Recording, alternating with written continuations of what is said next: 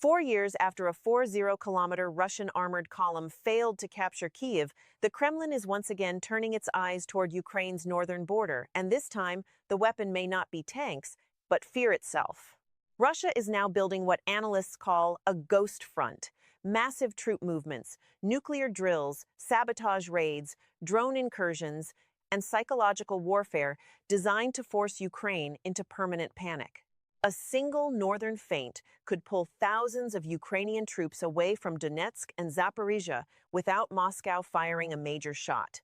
Meanwhile, Belarus sits like a pressure chamber beside the battlefield, while Polissia's forests have been transformed into a giant fortified kill zone filled with FPV drones, minefields, trenches, and thermal surveillance.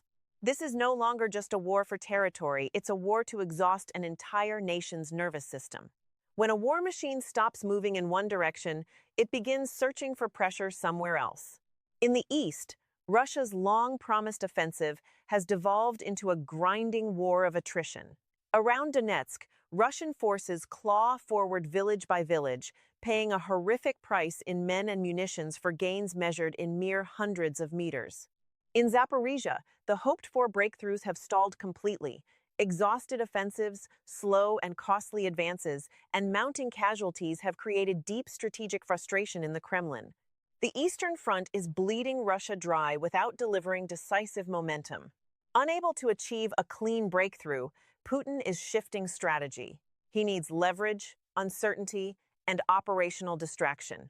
By reviving pressure in the north, Russia can stretch Ukrainian manpower thin, force Kyiv to move precious reserves northward, create fresh panic among civilians near the border, and apply intense psychological pressure on Ukraine's leadership and its Western backers. The Northern Front may not be designed to capture Kyiv immediately. It may be designed to stretch Ukraine's nervous system. And inside that strategy, the Kremlin appears to have several possible cards. The first card is not conquest. It is empty land soaked in fear. Russia may not aim to seize major cities or deep territory in the north. Instead, it could try to establish a 10 to 20-kilometer blood buffer zone along the Chernihiv border. Through constant artillery shelling, relentless drone strikes, sabotage missions, and small but frequent incursions, Russian forces would systematically turn the area into a wasteland. Villages would be emptied, fields turned into minefields, and roads destroyed. Civilians would be forced to flee, leaving behind silent, ruined communities where normal life becomes impossible. This dead zone would serve as both a shield for Russian and Belarusian territory and a permanent drain on Ukrainian resources. Kyiv would be forced to station troops, artillery, drones, engineers, and logistics units in an area of relatively low strategic value just to prevent further incursions. The trap is not the territory itself. The trap is the manpower Ukraine must spend protecting it. But the second scenario may be even more dangerous because it does not require Russia to hold the territory at all. Sometimes the most successful offensive is the one that forces your enemy to move first. Russia may be staging a massive military deception in the north. Visible troop movements, the construction of new camps, engineering works along the border, increased artillery deployments, and deliberate leaks through satellite imagery all create the appearance of an imminent large-scale assault toward Chernihiv or even Kyiv. Moscow knows these actions will be detected. That is the point. Ukraine, haunted by the memory of 2022, cannot afford to ignore the threat.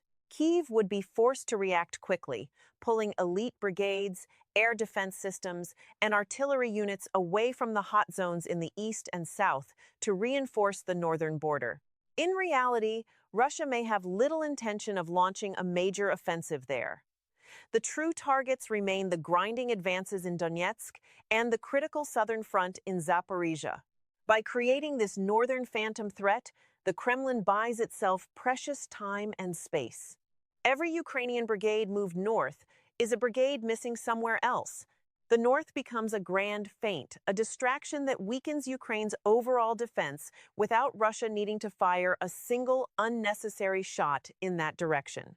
But if deception is the second card, irritation may be the third. Not every war arrives as a thunderstorm. Some arrive like insects under the skin.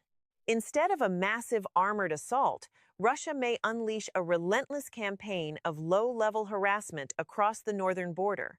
Small sabotage groups slipping through forests, one-way drone incursions striking at night, mercenary units conducting hit-and-run raids, carefully placed mines on rural roads, and repeated attacks on infrastructure power lines, bridges, and supply routes. These operations are designed to be constant, unpredictable, and impossible to fully stop. This is not territorial warfare. This is psychological fatigue warfare.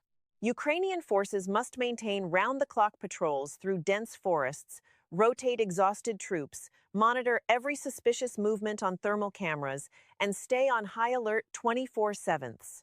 Every false alarm drains energy. Every small raid forces a response. Sleep becomes rare, tension becomes permanent. The objective is not destruction. The objective is exhaustion. By turning the border region into a permanent zone of irritation and fear, Russia aims to slowly grind down not just Ukraine's military resources, but the mental resilience of its soldiers and civilians. A nation that can never relax is a nation that eventually breaks, and that may be the most exhausting part of modern warfare. Some of the most dangerous wars in history were not the ones defined by giant offensives or dramatic invasions. They were the wars that slowly exhausted entire societies psychologically, one alarm, one drone, one sleepless night at a time. And if you're still watching this story, it's probably because the Ghost Front no longer feels like a normal battlefield. It feels like a war designed to keep an entire nation permanently afraid. And while low-level pressure slowly exhausts Ukraine psychologically, another scenario targets something even more powerful: fear itself. Putin may not need to launch a nuclear weapon. He may only need the world to imagine the button. In this scenario, Russia turns nuclear ambiguity into a precision weapon. Moscow could begin large-scale nuclear drills, move Iskander and Kinzhal missile systems closer to the border, conduct highly publicized readiness exercises, and allow carefully timed leaks of satellite imagery showing unusual activity at nuclear storage sites. State media would amplify the tension with calculated statements, while anonymous sources feed Western journalists just enough information to spark panic. This is not about actual nuclear use. It is about weaponizing anticipation. By creating an atmosphere of constant escalation risk, Russia forces NATO countries, the United States, and Ukraine's European supporters to hesitate.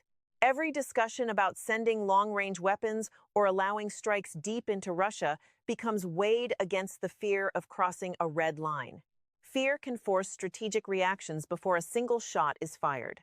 The Northern Front, in this case, becomes the stage where Russia raises the nuclear temperature just enough to make the world flinch, slowing down Western aid, making Kyiv's allies more cautious, and buying Russia time on the battlefield. And then comes the scenario nobody truly believes, but nobody dares to dismiss completely. Low probability is not the same as zero probability. 4 years after the humiliating failure of 2022, the ghost of Kyiv 2 still lingers. Back then, Putin envisioned a swift blitzkrieg armored columns racing from Belarus, airborne troops seizing Hostomel, and the capital falling in days. That dream collapsed in the mud and flames. Today, a full-scale repeat appears highly unlikely. Ukraine has built strong defenses in Polissia, with dense fortifications, minefields, and battle-hardened troops. Belarus is unstable, and Russian forces are already stretched thin in the east. Yet, unlikely is not impossible. In early 2022, many also believed the invasion was merely a bluff. Military history is filled with dismissed fantasies that became reality. The mere possibility forces Ukraine to keep significant forces tied down in the north just in case. In the fog of war, distinguishing real threat from psychological theater remains extremely difficult. But the most dangerous northern scenario may not be any of these five. The most dangerous battlefield may be the one Russia never fully intends to fight on. Russia may not need a real invasion in the north. It only needs the credible appearance of one. Through large-scale military exercises, troop concentrations near the border, new supply roads, and strategic leaks to satellites, the Kremlin can sustain a permanent atmosphere of tension. Strategic ambiguity becomes its most powerful tool. Faced with this shadow threat, Ukraine is forced to respond. Elite reserves are diverted north, billions are spent on fortifications and logistics, and thousands of soldiers remain tied down defending a front that may never fully ignite. This is asymmetric psychological economics at its most ruthless. Russia spends relatively little to create the illusion of danger, while Ukraine spends enormous resources preparing for a possibility that may never happen. The Ghost Front is not just a line on a map. It lives in budgets, deployment plans, sleepless nights, and constant fear. Its greatest weapon is uncertainty itself. And this may be the most terrifying evolution of modern warfare. What makes the Ghost Front so dangerous is that it may not require a real invasion to achieve real strategic effects. Fear itself becomes a weapon. Troop movements become psychological pressure. Military exercises become economic warfare. So tell me, do you think modern wars are increasingly decided not only by who controls territory, but by who controls uncertainty itself? The forests and swamps of Polissia are no longer terrain, they are a weapon.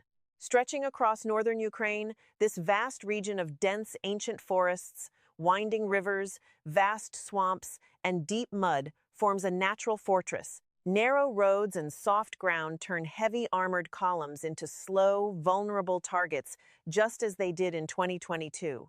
Any rapid advance quickly bogs down, exposing vehicles to ambushes from all sides. Yet Ukraine has turned nature into a deadly trap. Over the past years, Kyiv has transformed the northern border into a fortified kill zone, filled with layers of trenches, massive minefields, anti-armor barriers, and dragon's teeth.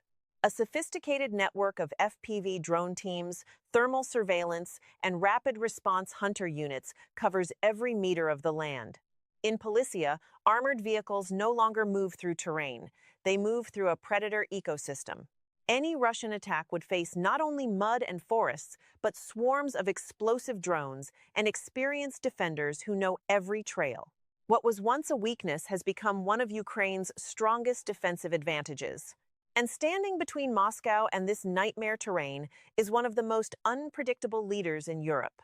Alexander Lukashenko is trying to dance on two sinking ships moving in opposite directions. He conducts joint nuclear drills with Putin and allows Russian troops on Belarusian soil, while publicly claiming Belarus will not join the war. At the same time, he quietly seeks Western sanctions relief and maintains indirect contacts with Ukraine.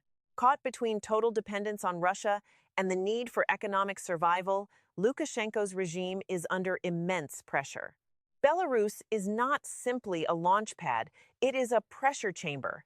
One miscalculation or a sudden shift in loyalty could trigger unpredictable consequences along the northern border. Walking this razor's edge, Lukashenko's instability makes the Ghost Front even harder to predict. The most exhausting wars are often the ones where nobody knows whether the invasion is truly coming. This is the hidden cruelty of the Ghost Front. Constant uncertainty eats away at soldiers stuck in forward positions, families in Chernihiv and Sumy who check alerts obsessively, and planners in Kyiv forced to hold reserves for a threat that may never arrive. Entire communities live between normal life and the trauma of 2022. Sleep is broken, decisions delayed, and hope shadowed by dread. The Ghost Front forces an entire nation to live inside permanent anticipation. And perhaps that is exactly what the Kremlin wants. The North may become the first great battlefield, where fear matters almost as much as firepower. 4 years ago, a 40-kilometer steel serpent crawled out of Belarus through freezing mud, only to die in humiliation before reaching Kyiv. That traumatic image still lingers. Today, the Kremlin is once again looking north, not necessarily to repeat the past, but to weaponize its memory. Whether through a blood buffer zone that drains Ukrainian resources, a grand deception that pulls elite brigades away from the east, an endless ant war of sabotage and harassment, the calculated psychology of nuclear ambiguity, or the lingering specter of Kyiv 2, every scenario serves the same purpose. They are all strands of one larger strategy: The Ghost Front. The Ghost Front may never become a full invasion, but it may still succeed in forcing Ukraine to fight a war against possibility itself. And perhaps that is what makes the Northern Front so dangerous. If you're finding this analysis valuable, please hit the like button and subscribe to the channel for more deep geopolitical documentaries that go beyond the headlines. Because the next phase of this war may not be defined only by tanks and territory, but by who learns to weaponize fear more effectively.